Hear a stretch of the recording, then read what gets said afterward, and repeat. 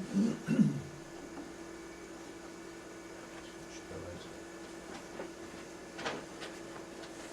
to do an introduction for you.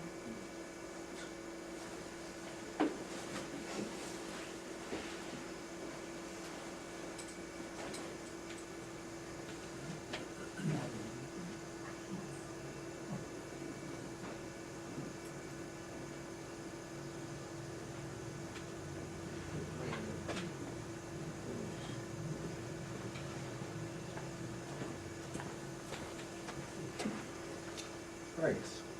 Is that okay, or should we switch the lights off? We'll switch them off when she comes in. Okay. Yeah.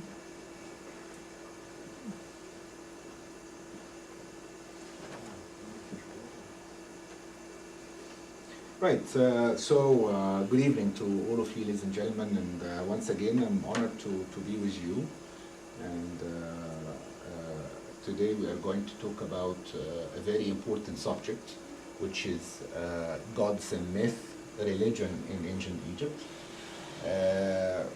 Maybe I met some of you before, and especially yesterday, and I would like to introduce myself again. My name is Hisham. I'm native from Cairo, and I'm invited by Nancy and Amy to come over here to give some lectures. So I'm really honored, and I'm glad that I'm standing in front of you now and having the chance to tell you about my country and history, and hope to see all of you in my country one day. Before we talk about religion, I just would like to give a very brief idea about history in Egypt. Very condensed, over a few minutes, just to help you to absorb all the information will be coming in this session. Life started in Egypt thousands and thousands of years ago, but we have to be precise and say the Egyptian civilization, because before having the civilization, people were living like Bedouins, traveling all around and looking for food and water, and fighting each other for survival, very much like a Bedouin life, very harsh. And the Nile River started running from south to north and forming the valley. And people realized that now they have the current supply of water, then they can settle down by the Nile, they can learn stability, they can have agriculture, which is the first element of stability, as they had to wait for the harvest and so on.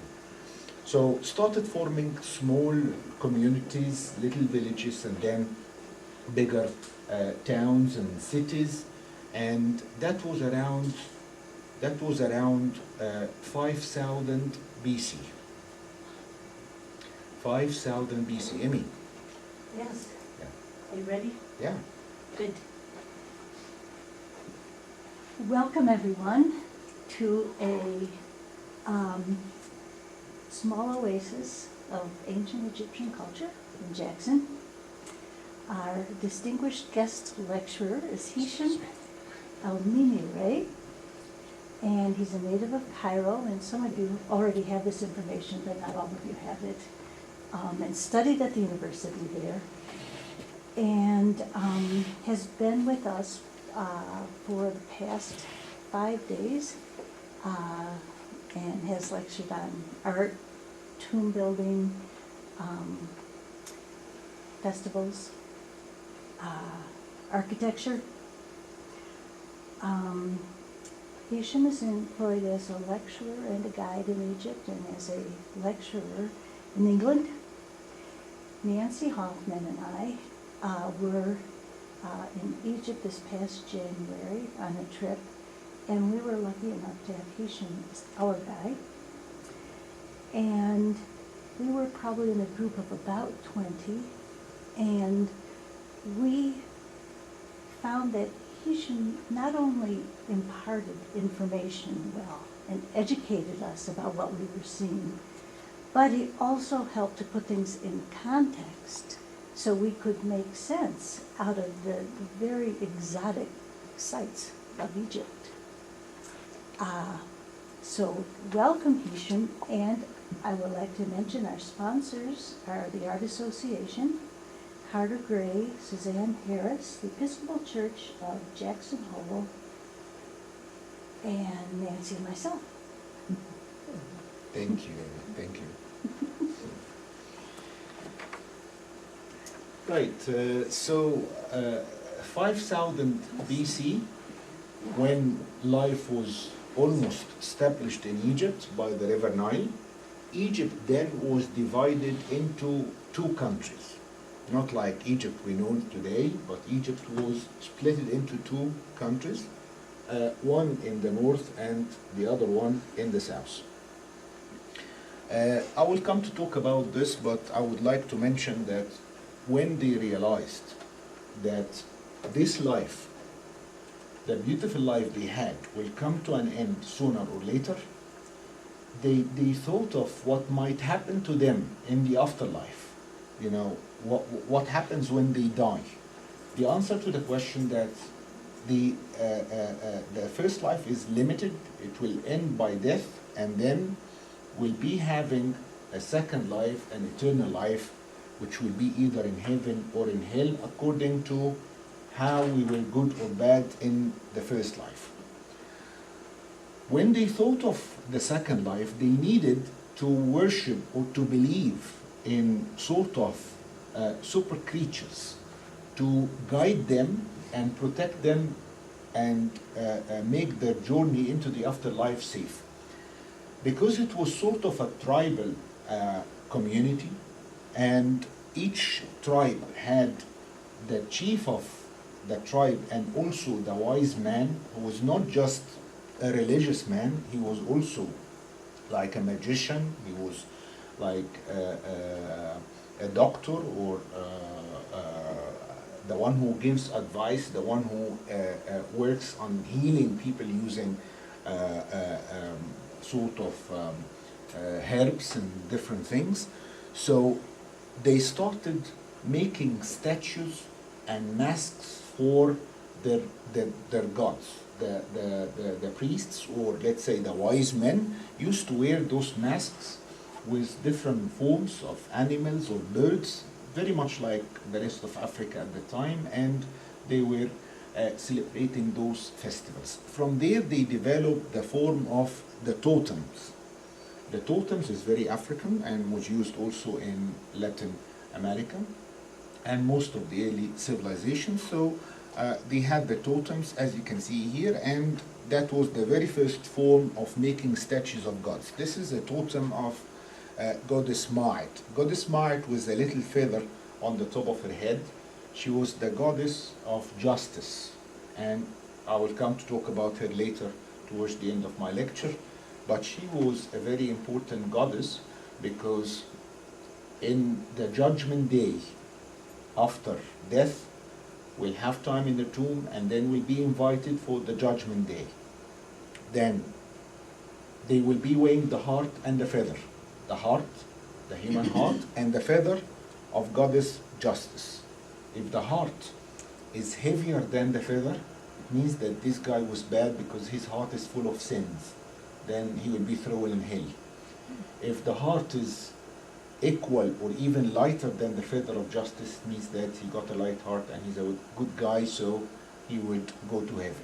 So this is the importance of goddess Ma'at, one of the very early totems in Egypt. So Egypt was divided, as you can see, that's the Mediterranean, that's the Delta, that's the Nile Valley, yeah? Okay, so Egypt, and that's the Red Sea, Sinai. Egypt, this is Egypt we know now. 5,000 years ago, Egypt was divided into two countries, or two halves, the north and the south. The north is known as Lower Egypt, and the south is known as Upper Egypt. You can see it here written, Lower Egypt, Upper Egypt. Then this is Middle Egypt, which is part of Lower Egypt anyway, yeah? So Lower Egypt, Upper Egypt. Okay. Why upper and lower? Because it's all around the Nile. The Nile is the main source of water, has been always the main source of water. So the Nile is different from the rest of the rivers in the world, which is running from south to north. Yeah? The Nile comes from Lake Victoria in Uganda, in East Africa, running all the way down to the Mediterranean. So the land of the south is upper than the land of the north. So this is where from we got the terminology Upper Egypt and Lower Egypt. Okay. Each one of the two kingdoms had the following: a king wearing a crown, which is different from the other one, and they had a flag, and they had a local goddess or a protecting goddess. Okay. I put here the two colors, that's red and that's white. Okay? Those are the two colors of the crowns. I will show you the crowns now. These are the crowns. That's the red crown of Lower Egypt, and that's the white crown of Upper Egypt. Okay.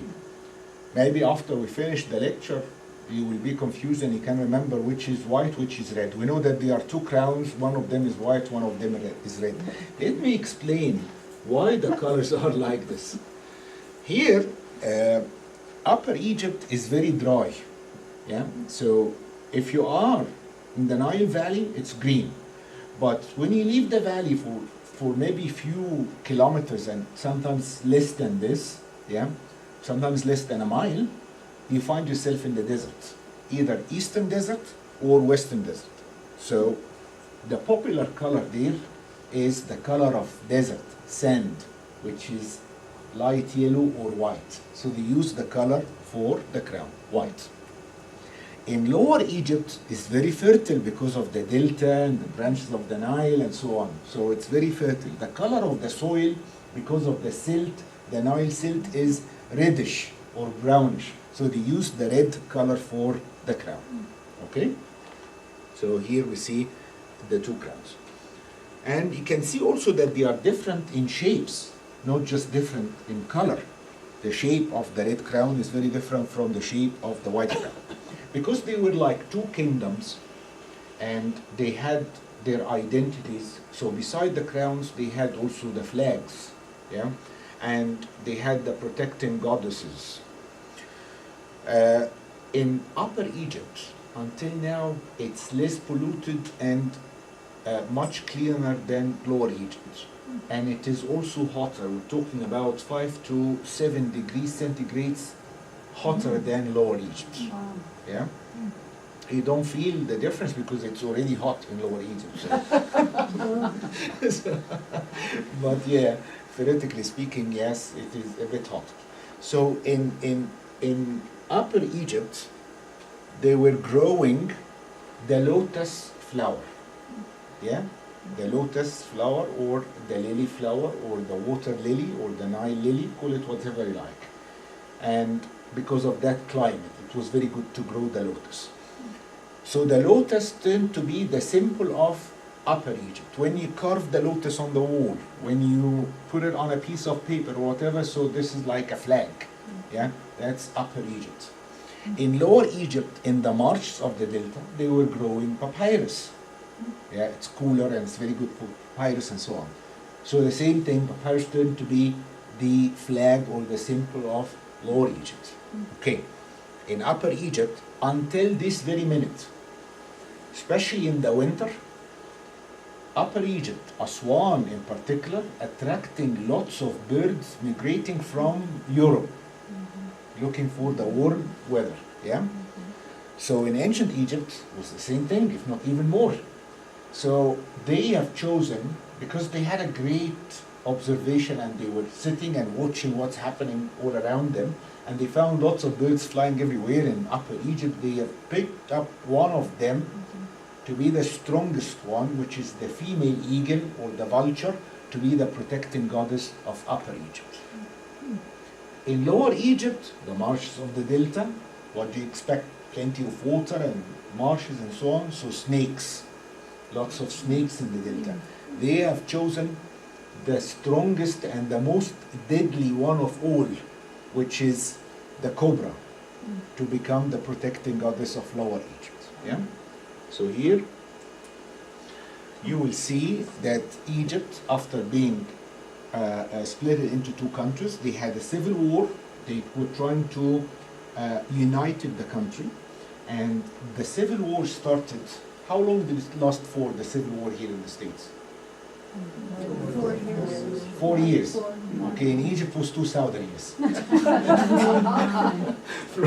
from 5000 BC until 3000 BC. They were trying, but it never worked until king came from the south. His name was King Menes, Narmer, and who managed to conquer the north and united the country, which is 3000, around 3000 BC.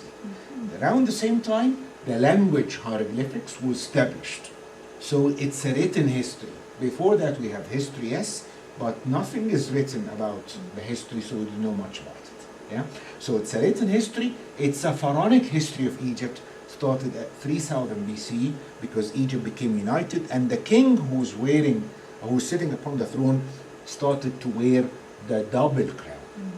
Yeah? So as you can see, they are mixing the two crowns together. That's the white crown, and this is the red, that's the red crown, and this is the white crown. So they got, as if they got the white crown and they put it inside the red crown to create the double crown. So the king who's sitting upon the throne of Egypt, starting 3000 BC, is known as the king of the United Kingdom of Upper and Lower Egypt.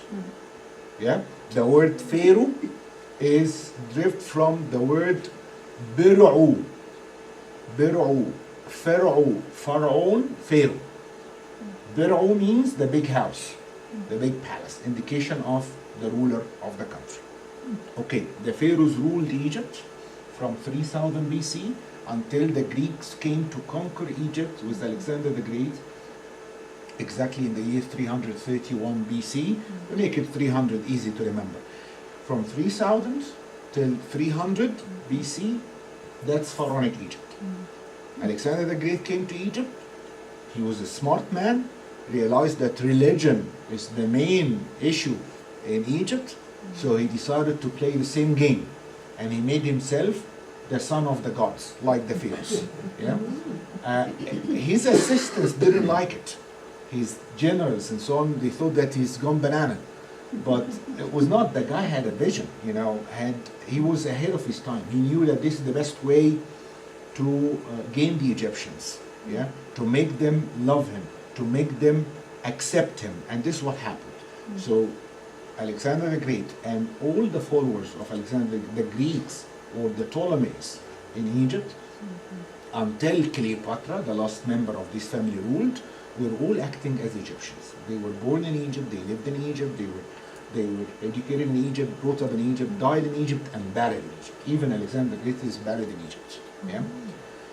The Romans took over from the Greeks after Cleopatra, who committed suicide in the year 34 BC. We make it 30. Yeah? So easy to remember. 330. Yeah? So 30 BC is end of Greek Egypt and the beginning of Roman Egypt. Yeah? Because it's 30 BC, so something will happen short after that, which is the birth of Jesus, and Christianity introduced in the 661 AD, and then turning to a Christian country by 300 AD. Oh my God. Yeah, the beginning of the 4th century AD. Okay, and lasted as a Christian country or Coptic Egypt until the Arabs came from Saudi Arabia. 641 AD, make it 600, so double the number 3.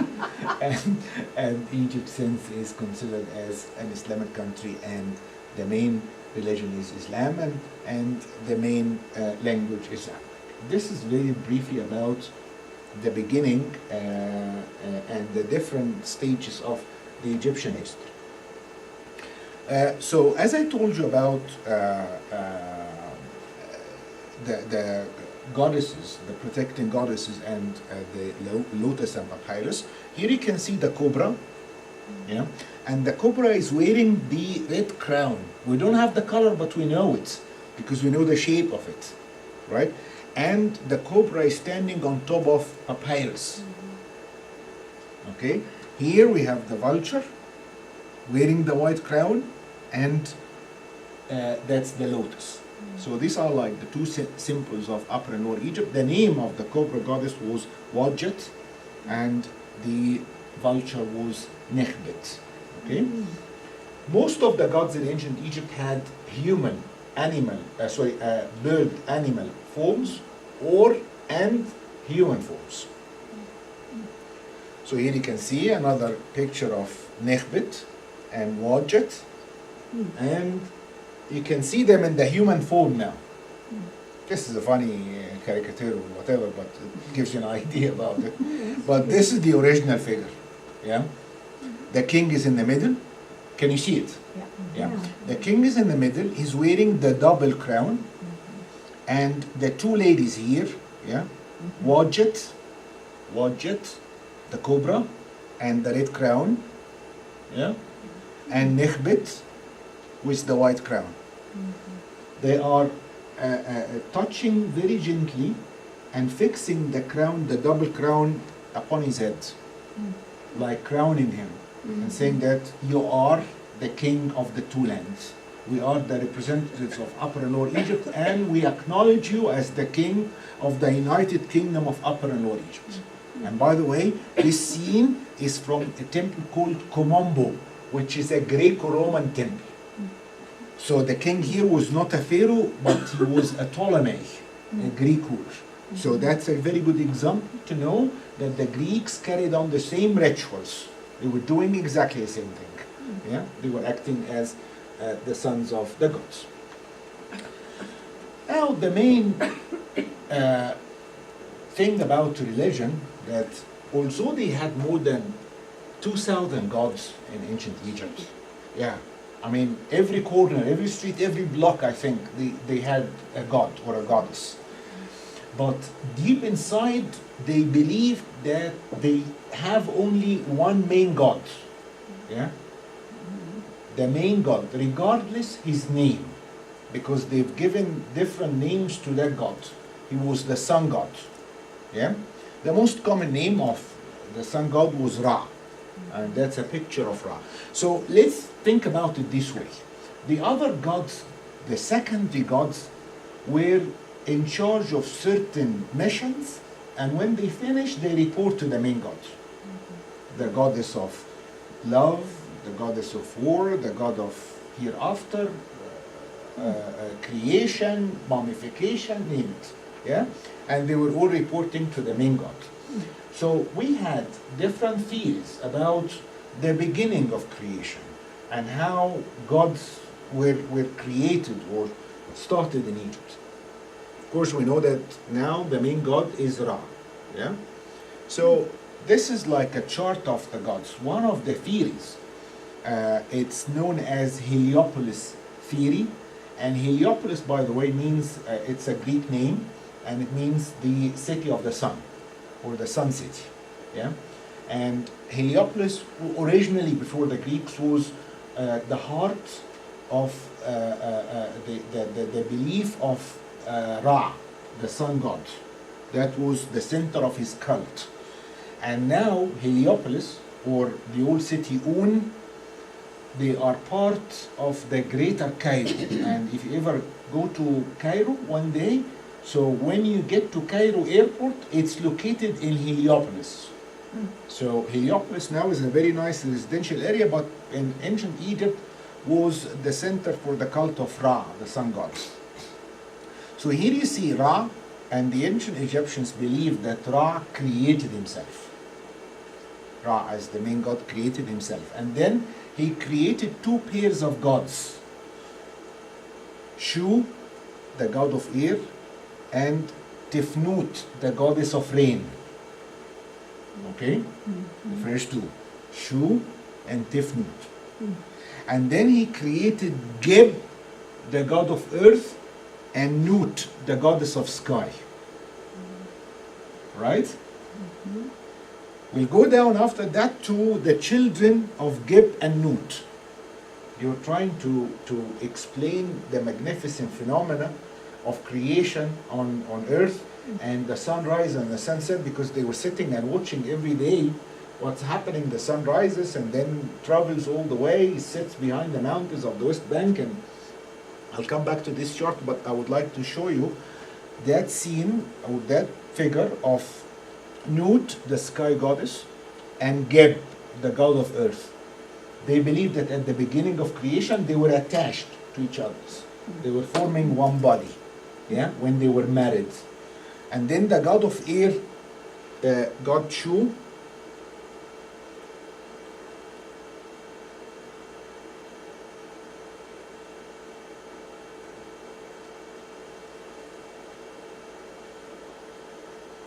Gachu here is like holding the body of Nut, trying to split them up, yeah, pushing her up, yeah, trying to split her up from the god of earth, God Geb. Okay, that's the beginning of creation.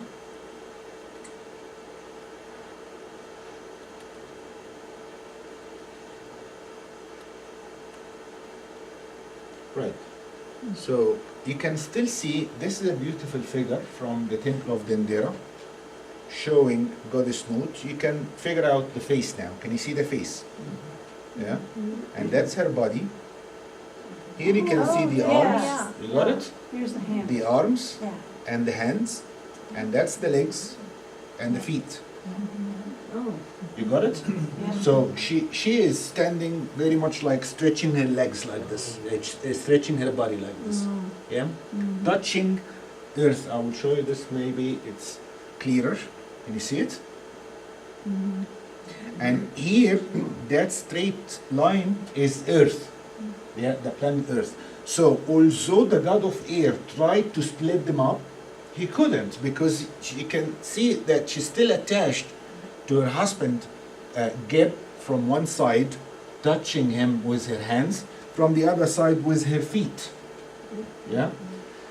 This is actually happens when you live in an open area like Egypt by the river Nile thousands of years ago, and you see every morning, actually the sky, if you look at the horizon, so the sky is joining earth over the horizon, from this side and from the other side. And it happens that every morning the sun rises as if it's like born, yeah, and it travels for the 12 hours of the day and then sets behind the mountains of those bank and then being born again. Okay, so what do we have here? We have a solar disk in front of her mouth. She is swallowing the solar disk, which is the sunset, hiding the solar disk inside her body for the 12 hours of the night when it's dark, and then giving birth. Between her legs you can see another solar disk. And the difference between the two solar disks, that this one is the sunrise. You can see the sun rays. Yeah? So this is how the ancient Egyptians, those very clever people, tried to explain the daily phenomena of the sunrise and the sunsets. So when you see something like this in the temples and the tombs, would you doubt for a second what you might read in some of the books that aliens came from another planet and they came here and they built this civilization and so on? If they did, would they explain the sunrise and sunset in that very primitive, childish way? You know, this is how they saw it. How they saw it every day. That was happening every day. So the birth of the sun every morning, and then again it disappears every year. Back to the chart of gods. When Geb and Nut were married, they had 4 children. Yeah, 2 boys and 2 girls. Osiris and Isis. Set and Nephthys. Osiris a male, Isis a female, Set a male, and Nephthys a female. Because they were the very first 4 humans on earth, then they got married to form 2 couples. So Isis and Osiris got married, Set and Nephthys got married. Very similar story to the story of Adam and Eve, yeah, and their 4 children, and Cain and Abel. Because Osiris was a good guy, Set was not. So it was like sort of jealousy. And Set decided to kill Osiris. But how to kill him? And without being suspected, bearing in mind that he's the only one on earth and he will be the prime suspect. But they had to look very clever anyway. So he designed a coffin using the measurements of his brother Osiris. Then invited Osiris and the sisters and all the creatures in Egypt at the time to a nice party, food and drinks, and making them drunk and acting as he wants to be a good guy, wants to be a good brother. Everybody is happy because the 2 brothers now are getting on well together and fine and dancing and enjoying themselves and so on. He got them drunk. Halfway through the party, he got this coffin and said, well, guys, You know, I got you something nice here, a nice gift. You will try it one by one. If it fits one of you, you can take it as a gift. Was the sarcophagus of the coffin a nice gift? You're invited to a party and then you find your host giving me a coffin. Try it, if you like it, take it. So maybe it's not good, I mean, not a nice gift to us today, but to them it was a great gift because it means that I'm giving you something for your afterlife and I'm wishing you a better life than the after. This life will vanish sooner or later, but the afterlife is eternal and so on. Anyway, all of them tried the sarcophagus. It was mainly made for Osiris, so Osiris, fits you fine, and Osiris was really tired and drunk and so on, and everybody didn't care about what's happening. The evil brother Seth got the heavy lead, covered the sarcophagus, pushed in the water, the Nile took it far away and disappeared. Yeah? About like 40, 50 years later, the faithful wife Isis realized that the husband was missing. Not long at all. And finally, at last, she decided to go and look for him, and she found the coffin. I'm just trying to make it very short and sweet because it's a huge, massive legend anyway. She got the body and tried to wake him up. Didn't work. He was the first one to die. And Lord, what happened? Ra, what happened? Osiris is dead. What should I do? Mummify him. How to mummify him? He assigned Anubis, this one, Anubis, the jackal, as the god of mummification. So Anubis would work with Isis to teach her how to mummify the husband and so on.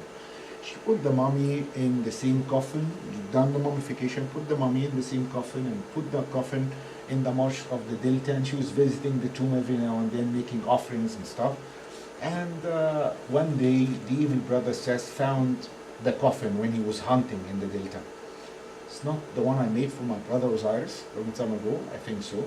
So let me see what happened to the body, because it's an experience. They haven't seen a dead body before.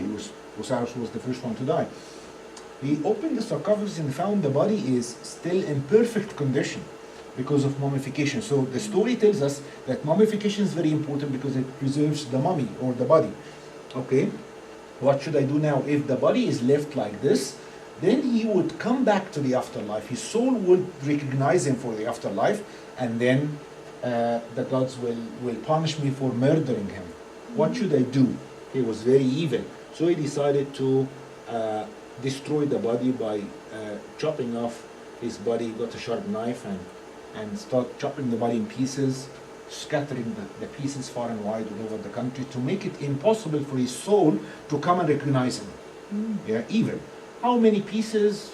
The historians and the early travelers to Egypt mentioned different versions of the legend. One of them said 14 pieces, another one 16, and a third one said 42. 14, 16 are similar, but why 42? That's political, because Egypt was divided into 42 states. Yeah, 42 nomes, 42 provinces, yeah? And each one of them was trying to gain the honor that we found a member of his body here. Osiris was a big figurehead, so it's an honor, yeah, to find the leg of Osiris here, or the head, or whatever. Yeah? A place called Abydos, which is one of the beautiful temples in north of Luxor. Abydos originally was Abidju. Abidju means the place of the head. So it is believed that the head of Osiris was found there in Abydos. Okay? Fine.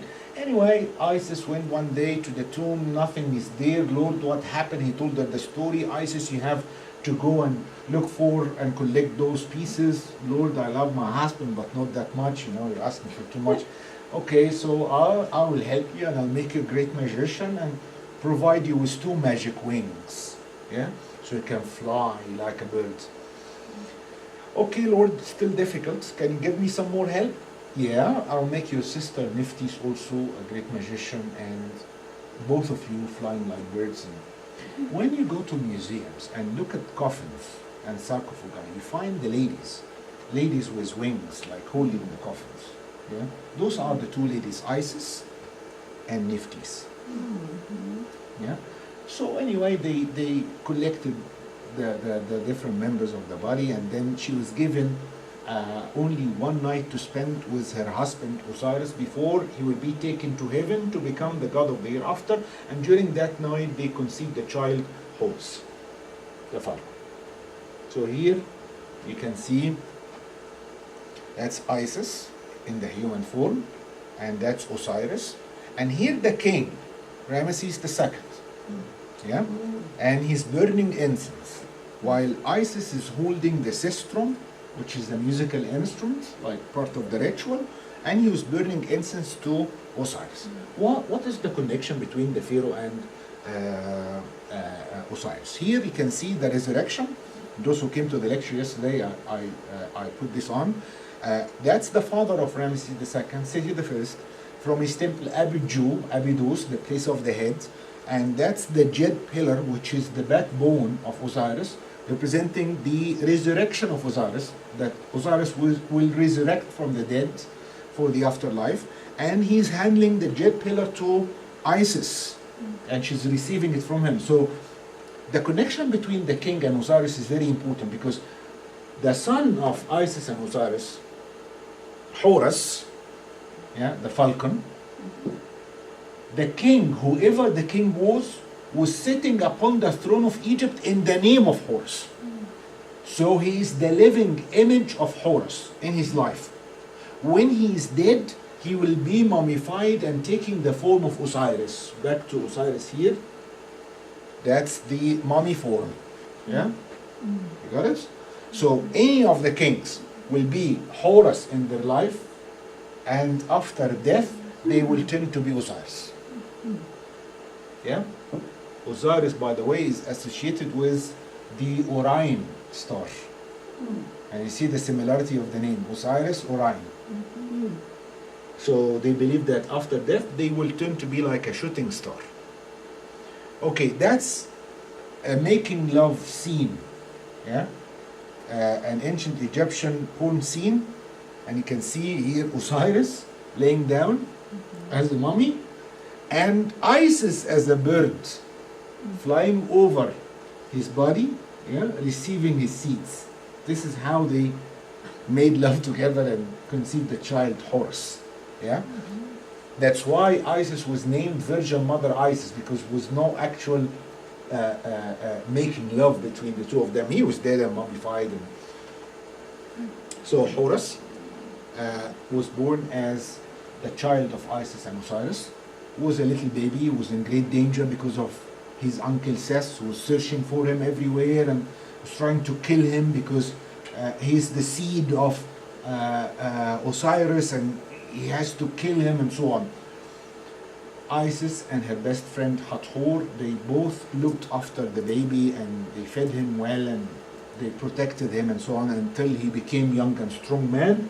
And then they told him about what happened to his father. Now Horus, you go and fight the god of evil Seth for revenge. So this is from the temple of Edfu, and it's like a battle scene showing Horus on the boats, those little canoes, and Seth. That's Seth, that little tiny figure. Yeah? And it's actually the hippopotamus, but look at the size. You see here another one. It's like a very long corridor, and on the side of this corridor you have on the wall the same scene repeated several times. It's indication that it's endless battle between the good and the bad. Yeah, that's the bad. So also Horus was a falcon. So falcon is big, but not as big as the hippopotamus in the Nile. So that's the hippopotamus. As you can see, look at the size, exaggeration. That the good one is little tiny thing, you know. Did he kill him? Did Horus kill the god of evil Seth? No. They couldn't say that. If they said that Horus killed Seth, it means that there is no more evil on earth. And they wouldn't dare say that. They said that he just controlled him. So Horus is riding Seth. Yeah, putting him under control. Okay? That's the maximum they can do. So Horus is here, and that's his mother Isis attending his victory over Horus. There were many battles. Even in one of them, Horus lost his eye. Yeah, this one, the first picture, which is the eye of Horus. This one. That's one of the very famous Egyptian symbols. Yeah, the eye of Horus, what we call the Wijat eye, and it's turned to be the eye of healing and protection. The eye of healing and protection. Since then, the legend of Isis and Osiris, I always say that it's the heart of the Egyptian mythology. That's Ses. And by the way, Ses also, he was known as the god of evil.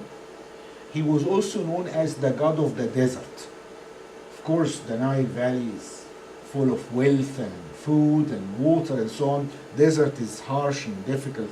So Horus was the god of the fertile land, the Nile Valley, and Ses was the god of the desert. So they complete each other. So they respected Ses in a way, yeah, because he was protecting them from the different creatures in the desert and so on. So someone like the father of Ramesses II was named after Ses. His name was Seti the first. So his name was after god Ses. Okay. When the capital of Egypt was moved to Luxor, they had to have sort of a religious change as well, because Luxor had its own local god before being the capital. That local god was called Amun. Yeah? Amun, very similar to the word we use nowadays, Amen. Yeah? In Arabic or in Islam and Christianity, I think it's very similar. Amun. The god Amun was the local god of Luxor, and that's the human form of god Amun. A man with a long cane, walking stick, and holding the key of life in his right hand, and the two long feathers on top of his head. Okay.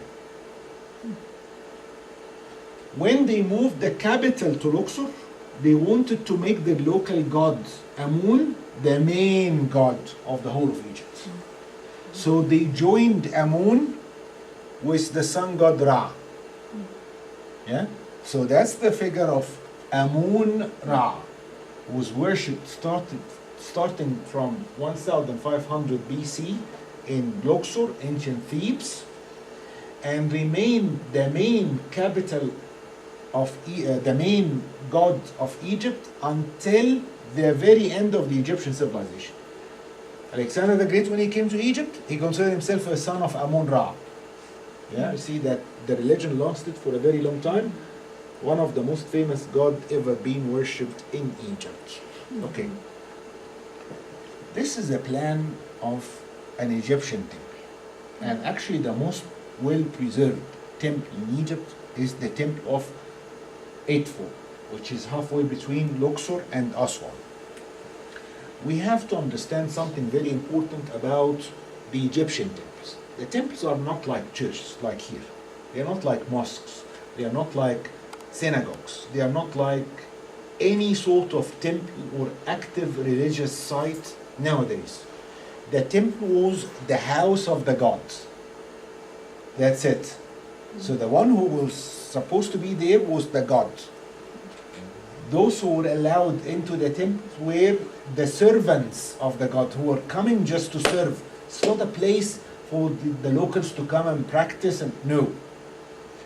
Only in big festivals, a selected number of the elite of the society were allowed to come into the open court. So they have like side doorways.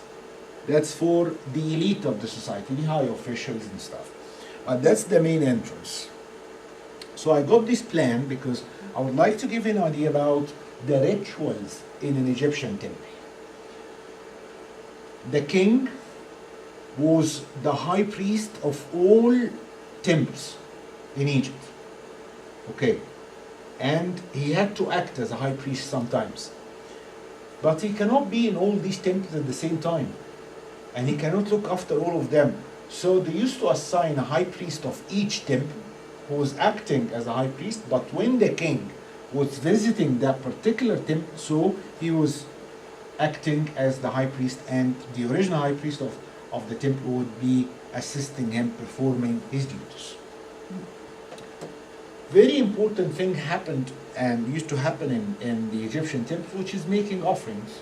Yeah? What have they offered to the gods?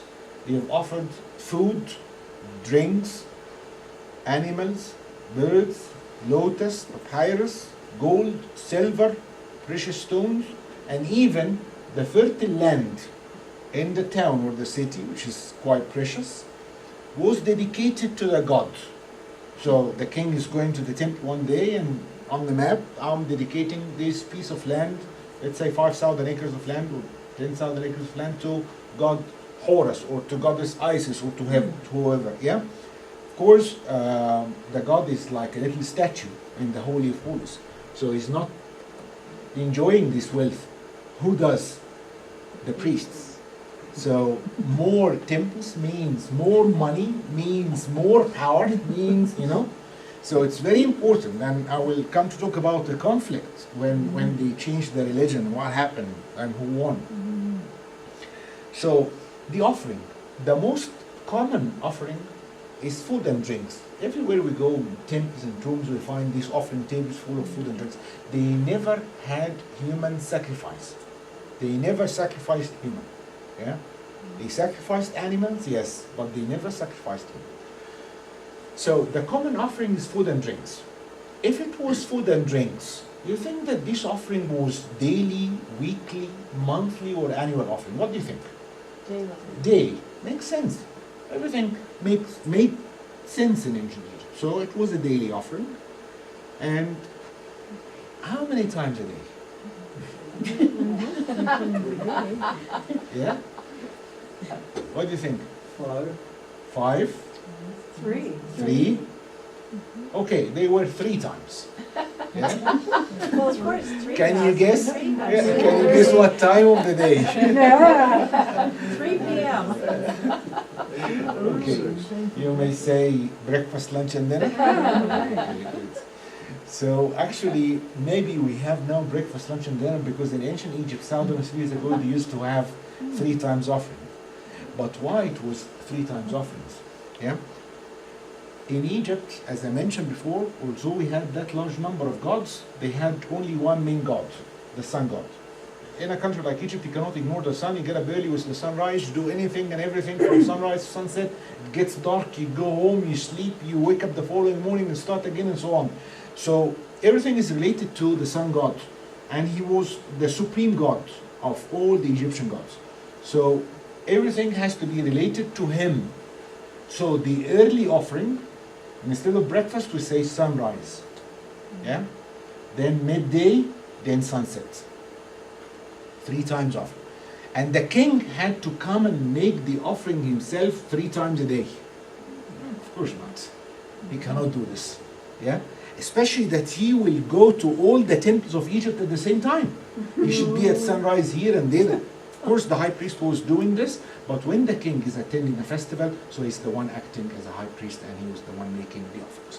So that's the entrance of the temple here. Those are the 2 towers, and they are well decorated with some beautiful offering scenes or battle scenes or whatever, and that's the main entrance here. So on the top of the towers, the pylon, they are hollow from inside, by the way. There are staircases going all the way up to the top. And some of the priests will be waiting on the top of the pylon, waiting for the king and high priest. When they are approaching, they start playing music and, and welcoming them, singing and chanting them. The priests who are working on the pylon are not allowed to join the procession in the open court, because that requires a higher rank of priests. So the number of the priests will decline when the king and high priests are going into the temple, more nearer and nearer to the sanctuary or the holy of holies. So they get into the open court, yeah? And in the middle of the open court, we should have like an altar for the offerings. So that where the offering took place. The offering was always in the open court. Sacrificing animals or offering food or drinks, whatever, name it. Okay? What do we usually do after we finish having a meal, dealing with food? Before you sleep. If it's the morning meal, if it's breakfast, and you're not going back to bed, and you're going out, or whatever. Go to work. Get dressed. Before that, there is a common thing you do before you do anything after your meal, which is to go and wash your hands, Ah. yeah, and clean your teeth. Mhm. Yeah? If it's the morning meal or the evening meal, before you go to work, before you go to bed, before you watch TV, before you do anything, you just go and wash your hands. So we expect the same thing or similar thing to be done because everything is based on logic. So they were dealing with food and animals and stuff. So they move after that to the next section, which is, this is open section. Starting from here is roofed. Yeah? So that's what we call the hypostyle hall, which is the hall of columns. They are supporting the ceiling. In the hypostyle hall, we had two little chambers, one on the right and one on the left. And the one on the left was the small perfumery where they kept the perfumed oils, lotus, jasmine and stuff, and the holy water. The Nile water was the holy water. I think this is why the Egyptians are always homesick when they travel abroad, more than any other nation.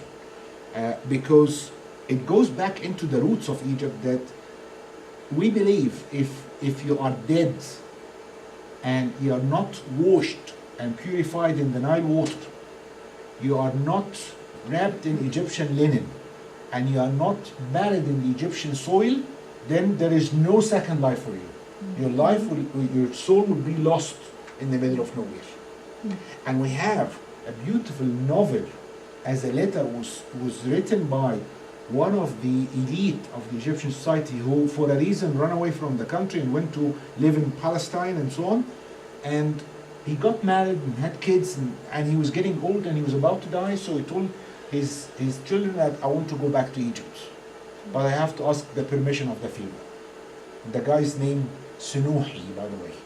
And he wrote a letter for the Pharaoh asking his permission to return back to Egypt and to die in Egypt, to be buried in Egypt. And he described this. It's one of the famous ancient Egyptian literature. So the Nile water, or the holy water, they worship the Nile as one of their famous gods. They believe that the Nile brings life, and the key of life is the Ankh. The key of life is the symbol of life. They believe that the Nile god is using the key to open the gates of the river Nile in Central Africa, so the Nile comes in a great inundation and provide them with life. The temple itself was in the middle and surrounded by an outer wall. That outer wall, or the mud brick wall, was representing the ocean, which was, the water was covering everywhere, and then something appeared from this ocean at the beginning of creation, which was the top of a mountain, and a big bird landed, left an egg. From that egg was the creation of all the different creatures, which is very much like the Ark of Noah and the Great Flood. So when they formed those walls, the mud brick walls, and by the way, this is a recent photo of Edfu, and the mud brick wall is survived, more than 2,300 years old, the mud brick wall. And it was buried anyway for many years. So the temple itself was rising from the water, so it's the beginning of creation. So here they had the purification after making the offerings, and then they go to the other side of the hypostyle hall for checking the documents. It was like a little office, little library, where they kept the documents on papyrus, and the king was checking on the documents of the temple. What have you done, my high priest, with the offerings from last time I was here? Yeah, how have you distributed the food and the wealth and the land and so on? When they finish, yeah, here it requires a higher rank of priests and less number, so it's quieter, getting smaller, quieter, cozy, darker. Yeah? Then they move to the next hypostyle hall, which is even smaller and more sacred. So it requires a higher rank of priests and less number. So it's much quieter, much darker, very good place for meditation. So they prepare their bodies by making the offerings and purification. Then they start making meditation in the second hypostyle hall. And those are the last two stages to get ready before they get to the presence of the God in the sanctuary or the Holy of Holies. From section to another, they drop number of priests, and it's getting quieter and quieter. The only people allowed in the Holy of Holies or in the sanctuary were the king and the high priest. No one else was allowed to see or to touch the statue of the God in the Holy of Holies. You can see surrounding here number of chambers, yeah, like storerooms.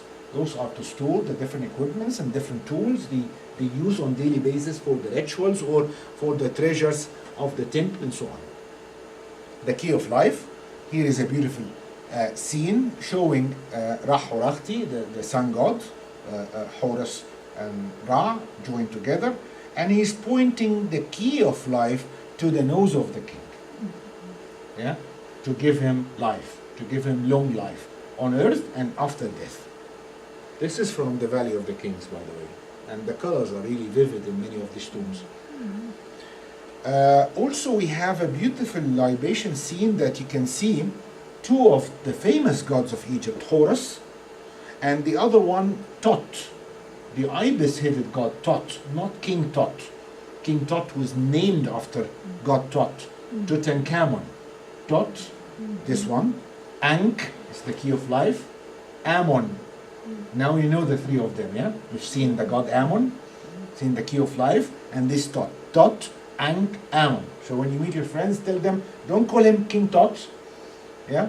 His name is Tot, Ankh, Ammon, which means, if we translate it, the living image of the god Ammon. Okay?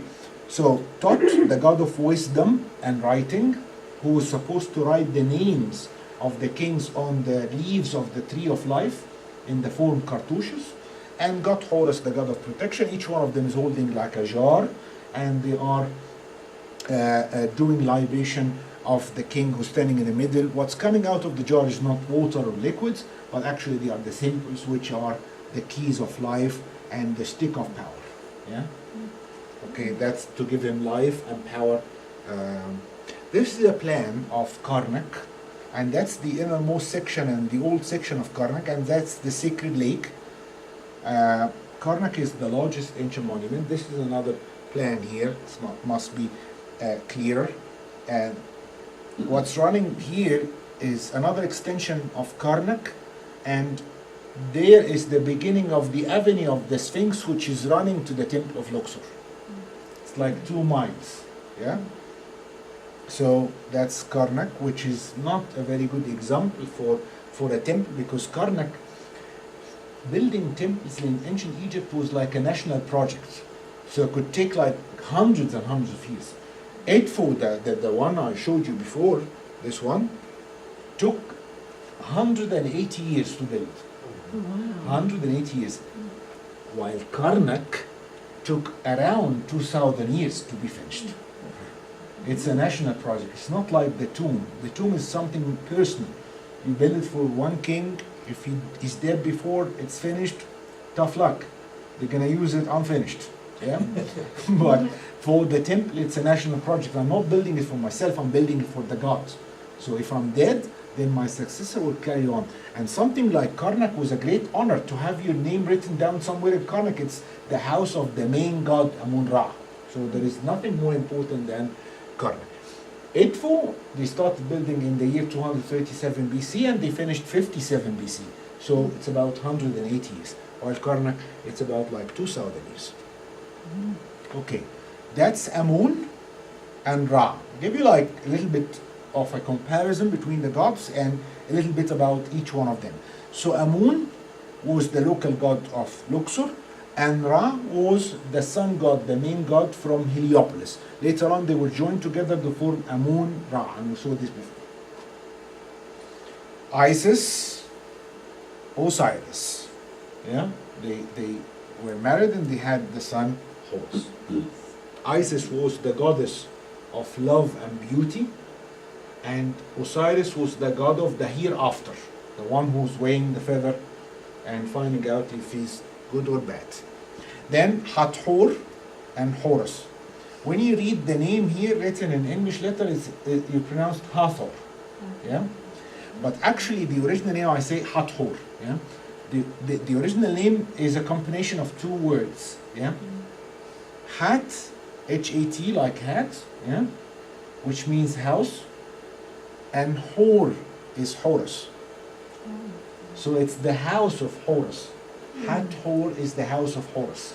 She helped his mother looking after him, and then they got married later on, forming a very famous couple, Horus and Hathor. And look at Hathor or Hathor, and how similar is she to Isis? The difference is that Isis got the little throne on the top of her head, and as she was the first queen upon the throne of Egypt next to her husband Osiris, before he got killed, the throne in ancient Egypt was Iset, means the throne. Iset by the Greeks, later on Isis, and then Isis. Iset, Isis, Isis. So Isis, Osiris, Hathor, and Horus. And then that's the sister of Isis. Yeah, Nephthys and Ses, the evil one. He's in the form of the donkey. And Anubis, the beautiful black jackal, the god of mummification, and Ma'at with the feather on the top of her head, the goddess Ma'at, the goddess of justice. That's the god Men, the god of fertility. Originally the Nile was the god of fertility because it was giving fertility to the soil, but later on, about 1,500 years, they created another form of the god of fertility, a man. Looks very much like a moon with the two feathers and his manhood here. It's a legend. I think it was a true story, happened in a way or another. That was a time of war when everybody from the village was called for the war and so on, and this guy was in the field, or he didn't hear the call for a reason or another, he didn't join the army. But he was the only male in town, and they used to go for wars. I mean, like spend like a year or two before they come back. So he was the only man available in village or in town, and he had an affair with all the females. So when people came back after the war, they were shocked. I mean, their wives had children and babies and bring us. What happened? He's the only man, so of course he's the prime suspect. So they decided to punish him, and how to punish him? They took him to desert and they cut off his arm, his left arm. Yeah, cut off his left arm, and they left him bleeding in the desert to death. But before they left, they were watching what's happening to him. While he was bleeding, the drops of blood on the sand of the desert turned to be plants. So it's reflecting how fertile the guy was, and they said that he must be a god, and they forgive him, and they made him the god of fertility. So that's the god of fertility, god Men. And Sekhmet, and funny to know that the war in ancient Egypt had a goddess, not a god. Yeah, had a local god of war called Montu, but the main goddess of war was Sekhmet, the lioness. Yeah, so Sekhmet, the lioness, and you can see that most of them, they got like human figures and animal or bird heads. We've seen this before. That's Geb, Nut, and Shu, the god of air, trying to split them up, and that's Tot, the god of wisdom. About 1400 BC, something amazing happened in Egypt. A king came to the throne, his name was Amun-Hotep IV. And by the way, I tried as much as I could to translate some of the names, because the Egyptian names, each one has a meaning. So when I say Amun-Hotep, and you read this in some of the red books, Amenophis looks or sounds very Greek. Amun-Hotep, Amun, the god Amun. Hotep means happy or satisfied. Yeah. So Amun-Hotep IV, this guy, who's married to the beautiful Nefertiti, yeah, for a reason or another, because he was educated in Un and he was influenced by other old beliefs of the god Aten, he changed his name and named himself Akhenaten. Akhenaten means the prophet of Aten or the beloved of Aten, and changed the religion from Amon-Ra to Aten. Aten is very different from the other gods, because the other gods had sort of manifestation, they had a figure, they had something to describe. But the god Aten, they said that he is not the solar disk. He is the hidden power behind the solar disk. And you cannot see him, because you cannot open your eyes in the sun. Yeah? You cannot see through. But when you look around you, when you look at your body, you look at the sky, you look at the rain, you look at the sea, look at anything and everything, you feel the power of God. Yeah? So he is, because they had to show him in a way or another. So he's shown as a solar disk and sending the sun rays ended with human hands, as you can see, and each one of the human hands is holding the key of life, pointing it to the nose of the king and the queen. Yeah? So that's the god Aten and Akhenaten and Nefertiti, who changed everything in Egypt, changed art, changed the capital. They moved the capital from Luxor to further north, and they built a new city called Akhet Aten, the horizon of the god Aten. They had a conflict with the priests of Amun-Ra. Who won? The priest. Yeah? So even the king and the royal family couldn't stand the power of the priest.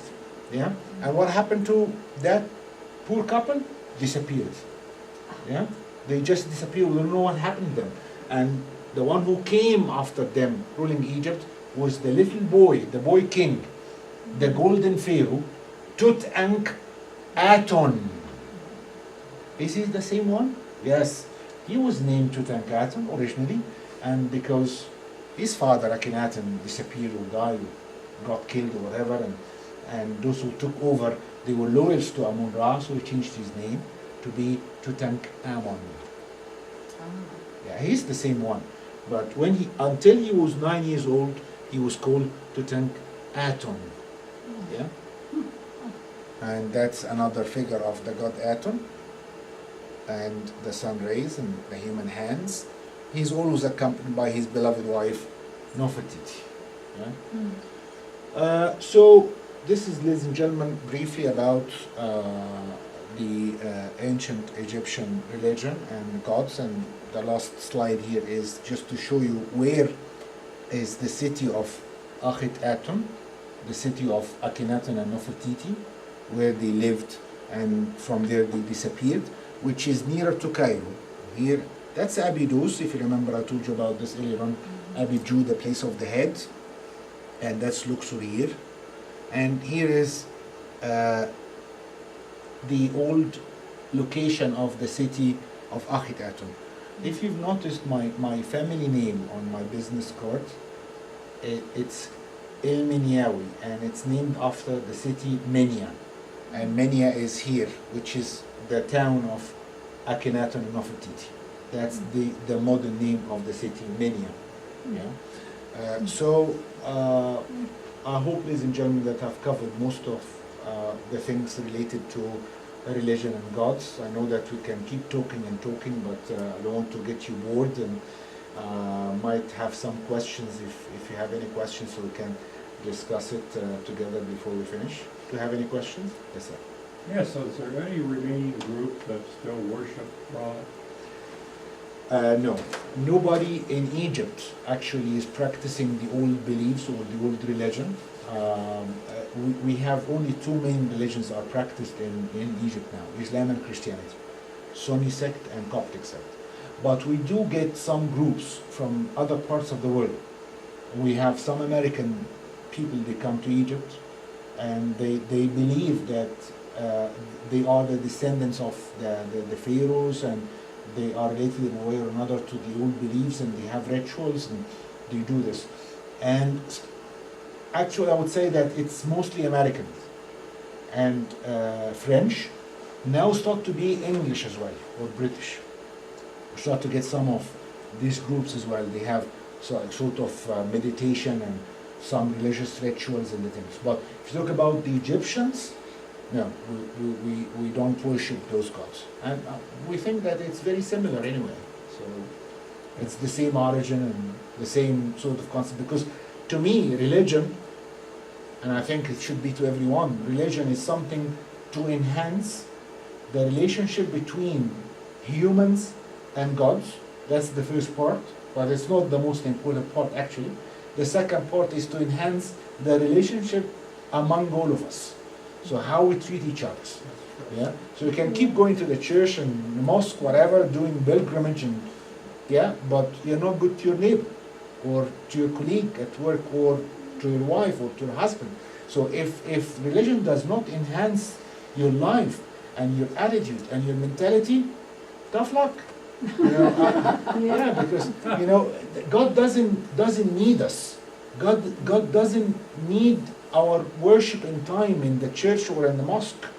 He's much higher than this. You know, if we go to the church or we go to the mosque, or if we don't even show up, you think that will change anything in God Himself? No. God wants to see us all living in peace. Yeah. So that's about religion. So. Are there many people in Egypt who are not religious the way they are here in America? Oh yes, now you start getting lots of people, they don't really believe in religion, or maybe they are born by name Muslims or Christians, but they don't really practice. And Okay, that's what I was asking. yeah, maybe we are, let's say, 2 or 3 decades behind the States and Europe, but what happened 30 years ago here in the States is happening now in Egypt. We lost lots of things, and strong family ties start to break up now because of cities are getting bigger and crazy, and you know, so it's the same thing. Okay, so thank you very much for coming.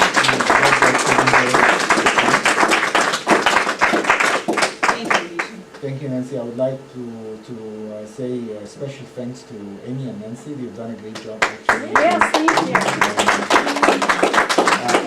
I'm glad that they gave me this chance to meet up with you, and I hope that we can carry on our relationship. You have my business card and my website. It will be updated anyway in a week time, and might be some of these lectures on it as well. So glad to stay in touch with you. Hisham's website is Egyptology with an H starting with it, so it's That's easy. Egyptology. Egyptology. And follow him, and he's adding more things all the time. And of course, you can be in touch with him. If you'd like to have a cookie or a little small glass of wine and continue conversation with Hisham, please join us. Do that right back there. Is this the sunset? I had Yes, I've noticed. Egyptian Yeah, friend I've visit noticed me, that. and they, it was just a person thing, and they gave me it years ago, and it doesn't tarnish or anything. I don't know why, but I love it. Yes. Stay in touch. By design, it changes. But it doesn't change. Yeah, Nancy and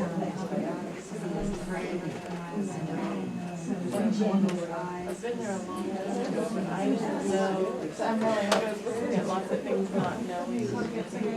She just would say, so it was That was very good. I really enjoyed this. Thank you very much. Many times when I've read a lot of Elizabeth Peters books on Egypt. And I always feel like I've walked into the middle of something, but you went back and kind of started at the beginning. It was very helpful. It was very helpful. We both enjoyed it very much. Oh, I got one. Yeah. Thank you. Okay, thank you again. It was really lovely. Good. Yeah. Are you enjoying Jackson? Yes, it's a beautiful place. But I'm leaving tomorrow morning. Oh, you are? Yeah.